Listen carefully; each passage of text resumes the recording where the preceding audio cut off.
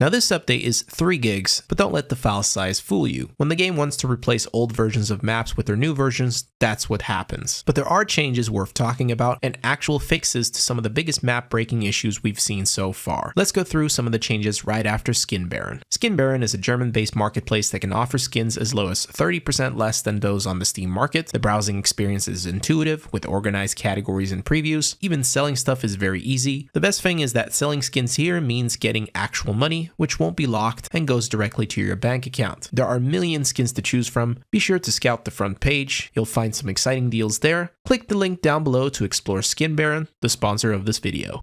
Now this update screams map changes, and I was able to prep some comparisons between the old and new versions to be as thorough as possible. Let's just quickly address the main point on Office, which is that we're no longer allowed to have fun with the vending machine. It won't budge. That's it. I have nothing more to report on this map. On Ancient, we see small lighting adjustments, and apparently changing one tiny detail with the Source 2 engine can affect a lot of other details on the map, which is why we see a lot of textures looking different. But the donut room has changed quite significantly. Notice the color change and how the painting is moved up higher to improve player visibility. Speaking of just that, they've also adjusted the fog to make it even better, and they fixed certain cracks in crate models and holes around the game world, which I've literally seen albums of. Sealing the cracks is something you'll notice on most maps today. Anubis is kind of intriguing since from the screenshots it's really hard to notice any significant changes, but the patch notes say otherwise. One of the top 5 complaints from pros has been nades bouncing everywhere, and this is something they've addressed with this update, especially on B-Site, but on other maps as well. Again, we see more cracks being sealed, just like Ancient, and overall clipping polish, which should make gameplay smoother. On Inferno, we see just from the screenshot that they actually lowered the garage door. This reminds me of this video on quote-unquote decluttering the map, which Valve must have been partly inspired by, but they also didn't go full effect either. And something I wasn't able to get a screenshot of was the removal of the railing on the balcony, this one.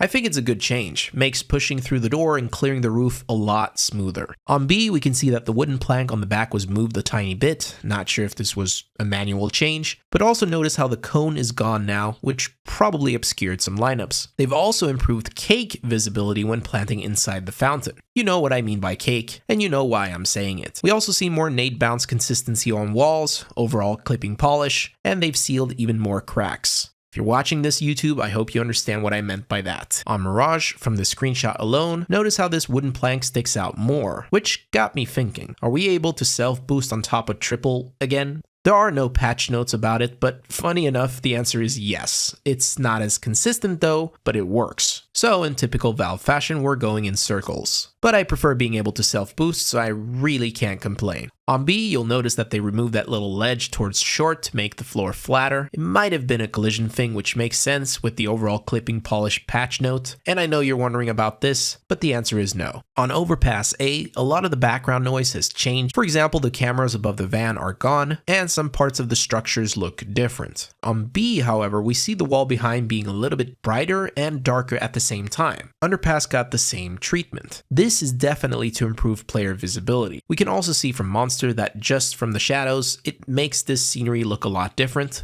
but it's really just that. Also, thanks for noticing this last time, but the cans move every time the map recompiles, so that is not a deliberate change, sadly. I actually like to cover the map changes. There was a lot of cool, small visual stuff, but now for the miscellaneous changes, they fixed a bug where Molly's self-damage would be mistaken for team damage, so no more having to worry about getting punished for no good reason. Optimizations are made to visual effects of muzzle flashes and HE effects, which should translate to better performance, especially useful on lower end systems. Last time they did a muzzle flash optimization, there was an increase of around 5 to 10% for most systems, so this might further improve on that boost. And I've also heard people complain about explosions tanking the FPS, which this might address as well. Would be good at least. This one's pretty obvious, small one, but still game breaking when it happens. And once again, we see improvements to weapon skins and stickers. Sadly, this time I'm not able to report on anything specific, but you're welcome to provide any of your findings down below. Now this patch note addresses that super secret test branch we got a few days ago to ensure that out-of-sequence network packets were correctly ordered. Valve eventually leaked the super secret password to the test branch on Reddit, nice password, got some feedback from people using it, and now this is the version we're playing on. And this is a nice little add-on, but they fixed improving the network routing for better and more consistent connections for those affected. All this network stuff looks great, and I love the communication from Valve, or more specifically from Fletcher Dunn. Now I'm hoping for someone else over there to match what he has done and tackle other problems with the game. Anyway, thanks for watching. I know a lot of you are randomly popping by, so make sure you subscribe to stay tuned for more.